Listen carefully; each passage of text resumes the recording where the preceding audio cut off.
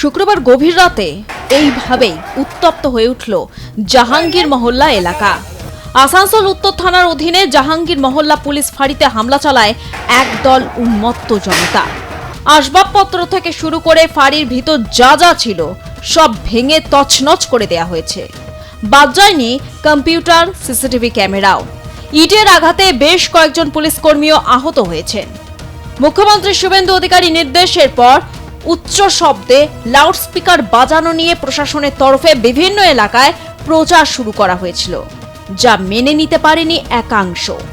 আর তাতেই রাগের বশে পুলিশ ফাঁড়িতে এইভাবে ভাঙচুর চালায় কয়েক দল যুবক।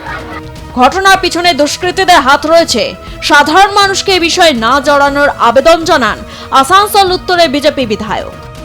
গতকাল রাত্রে আসানসোলে ঝিংড়ি মহল্লা ফাঁড়িতে যে ঘটনা ঘটেছে, একদল দুষ্কৃতী সেই ফাঁড়ি ভাঙচুর করে যে চ্যালেঞ্জের সামনে প্রশাসনকে ফেলেছেন। যারা যারা এই ঘটনা ঘটিয়েছেন তাদের শনাক্তিকরণ চলছে, তাদের প্রত্যেককে খুঁজে বের করা হবে এবং তাদের দৃষ্টান্তমূলক শাস্তি দেওয়া হবে। এবং যারা পর্দার পেছনে থেকে এসি ঘরে থেকে যারা এই ঘটনাকে উস্কানি দিলেন তাদেরও কিন্তু খুঁজে বের করে তাদেরকেও কিন্তু শাস্তি দেওয়া হবে। সাধারণ মানুষের উদ্দেশ্যে আমার বার্তা, ওই অঞ্চলের আপনারা কোনো প্ররোচনায় পা দেবেন না, প্রশাসনের সঙ্গে সহযোগিতা করুন, কোনো উস্কানিতে প্রভাবিত হবেন না। আমরা আইনের শাসন প্রতিষ্ঠা করতে পশ্চিমবঙ্গে বদ্ধপরিকর। এটার মধ্যে কোনো প্রতিবন্ধকতা এলে সেটা কঠোরভাবে সেটাকে দমন করা হবে।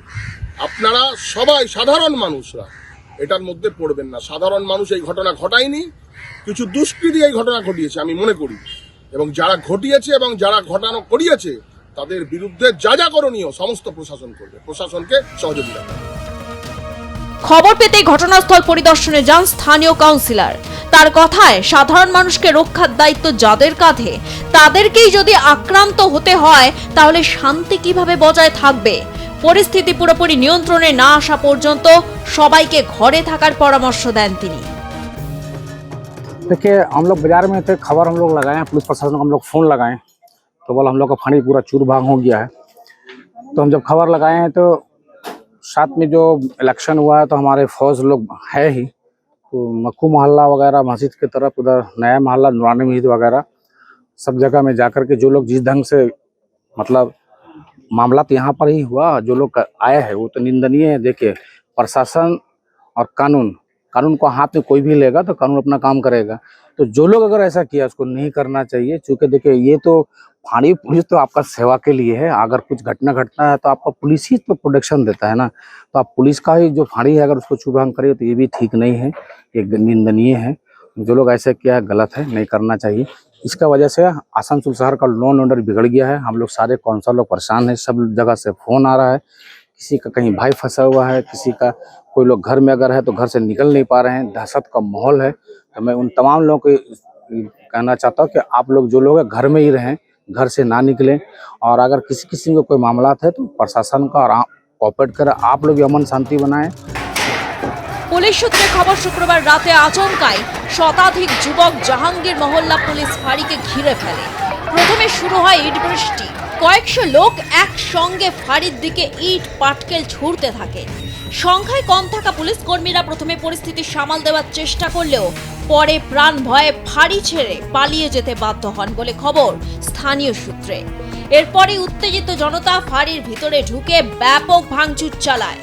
অভিযোগ, এখানেই ক্ষান্ত না হয়ে আশেপাশে থাকা একাধিক গাড়িতেও ভাঙচুর চালায় হামলাকারীরা। ইটের আঘাতে কয়েকজন পুলিশ কর্মী আহত হয়েছেন বলে জানা গিয়েছে। এখনো পর্যন্ত বেশ কয়েকজনকে গ্রেফতার করা হয়েছে বলে পুলিশ সূত্রে খবর। কালকে এখানে একটা জামায়াত হয়েছিল, সেই জামায়াতের সঙ্গে আমরা কথা বলছিলাম, তার মধ্যে কিছু লোক হঠাৎ করে ভায়োলেন্ট হয়ে গিয়ে পাথর ছুড়তে আরম্ভ করে, তো ওদেরকে আমরা সবাইকে ডিসকাস করে দিচ্ছি রাতে।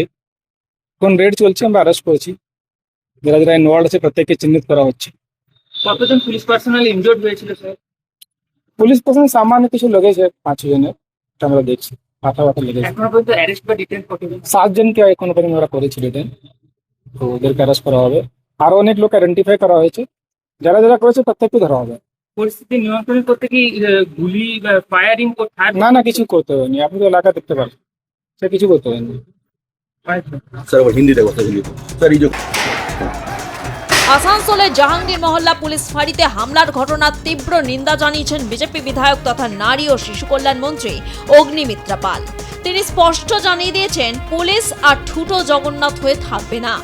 আইন অমান্যকারীদের বিরুদ্ধে জিরো টলারেন্স নীতি নিয়ে উপযুক্ত আইনি পদক্ষেপ গ্রহণ করতে হবে বলে তিনি পুলিশ প্রশাসনকে স্পষ্ট বার্তা দিয়েছেন। এতদিন পুলিশকে ছোট জগন্নাথ করে রেখে দিয়েছিল আগের সরকার, শুধু সিন্ডিকেট চালাতে আর পয়সা তুলতে আর তোলাবাজি করতে আর ইললিগাল টোল ট্যাক্স চালাতে সাহায্য করতো পুলিশ। এখন পুলিশের যে কাজ, চোর ধরা, ডাকাত ধরা, সিন্ডিকেট বন্ধ করা, ইললিগাল টোল ট্যাক্স বন্ধ করা, ইললিগাল কয়লা বালি বন্ধ করা, এগুলো পুলিশের কাজ।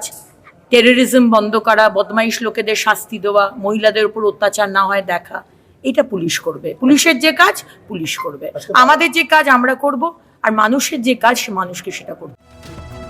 ঘটনার পর নিরাপত্তা জোরদার করা হয়েছে আসানসোল উত্তর থানা এলাকায়। হামলায় কারা জড়িত এবং এর পিছনে কোনো পরিকল্পিত চক্রান্ত রয়েছে কিনা তা খতিয়ে দেখছে পুলিশ। সাধারণ মানুষকে শান্তি বজায় রাখার পাশাপাশি নিশ্চিন্ত ও নিরাপদে রাখার কথা জানিয়েছে আসানসোল জেলা প্রশাসন। আসানসোল থেকে ছোটন সেনগুপ্তের রিপোর্ট, আর প্লাস নিউজ।